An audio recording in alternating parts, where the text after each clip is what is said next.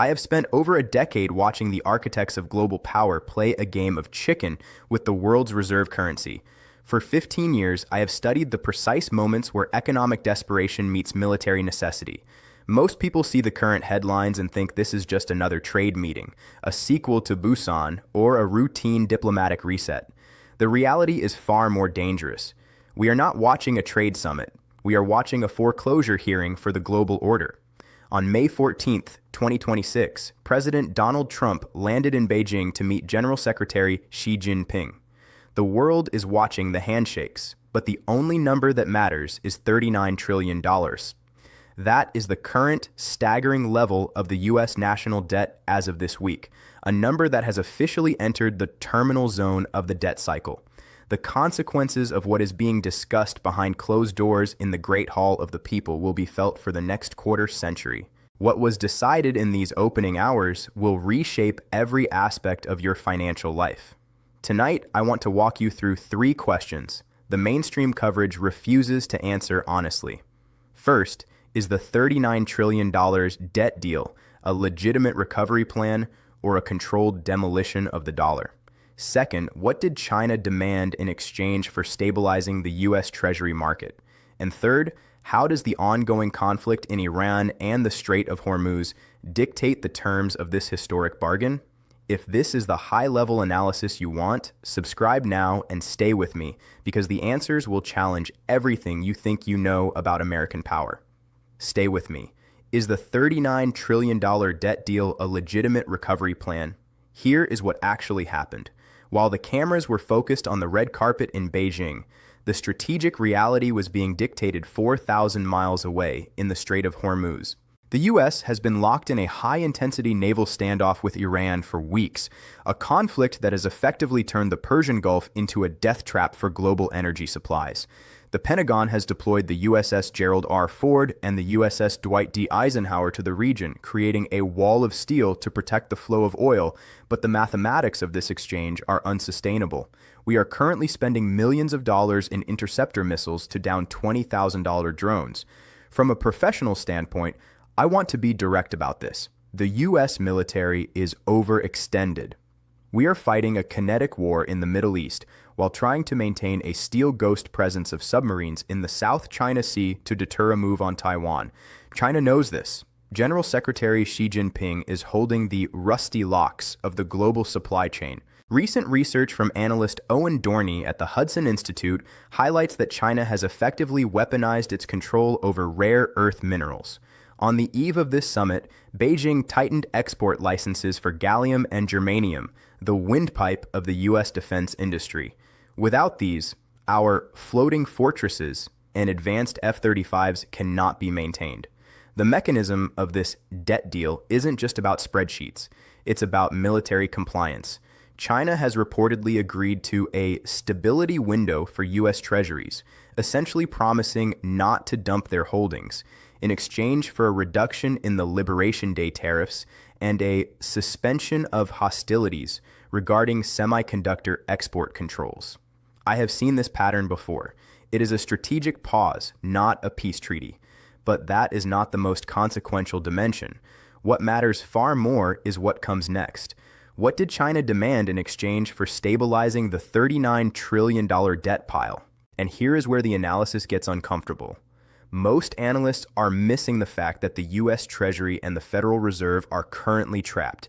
Jerome Powell is staring at a $39 trillion debt clock that is ticking faster than the U.S. GDP can grow. When you reach this level of debt to GDP, there are only 2 ways out: growth or the reset. What Ray Dalio's framework tells us about this exact moment is that we have entered the late stage of the big debt cycle. Historically, when an empire hits the $39 trillion mark or its historical equivalent, the currency begins to lose its status as a store of value. The strategic logic of the Trump-Xi summit is a desperate attempt to engineer a beautiful deleveraging. Owen Ullman's recent research in the international economy suggests that Trump is using his bully pulpit diplomacy to force a transactional bargain. The demand from the CCP was simple but brutal. If you want us to keep buying your debt, you must cede the strategic bottlenecks. This refers to the Biden-era restrictions on high-end AI chips, and the naval dominance in the first island chain. If Trump continues this trajectory, the next move would be a grand currency realignment. The target: the US dollar's exclusive role in oil settlement. The consequence: a permanent shift toward a multipolar financial system where the yuan holds equal weight in the East. I have argued for years that the US would eventually be forced to choose between its global military footprint and its domestic solvency. In Beijing, that choice was finally made. And this is where it stops being abstract and starts being about your money specifically. Let me tell you what this means for you specifically. The $39 trillion debt is not just a number on a screen in DC, it is a direct tax on your future purchasing power. Owen Rickett's 2026 research from Ameriprise Financial indicates that the geopolitical inflation we are seeing is not transitory, it is structural.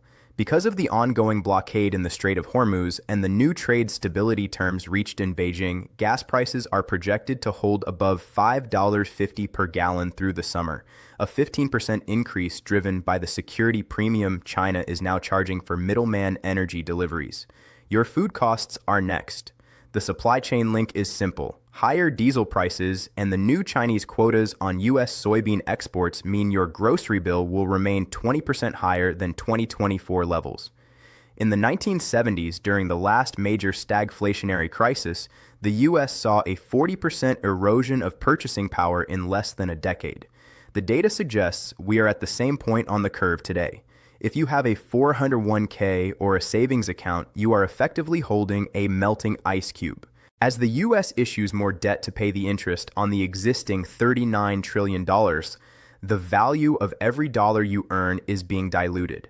Global fallout is already manifesting. Russia is the primary beneficiary here.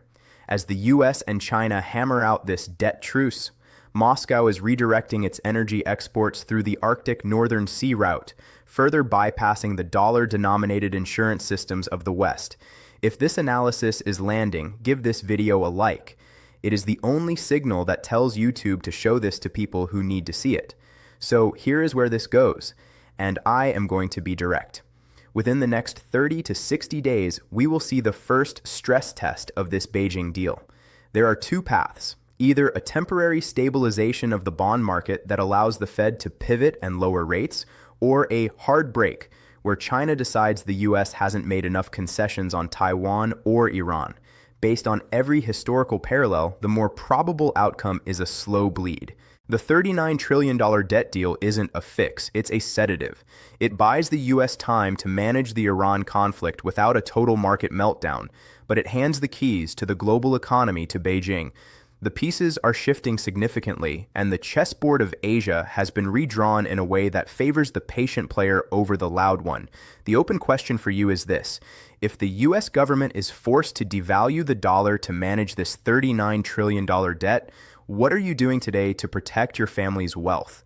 The window between understanding this and being caught by it is exactly as wide as the time you spend acting on what you now know.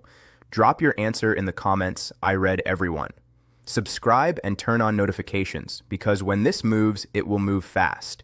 The chessboard has been overturned, and the old rules are gone forever.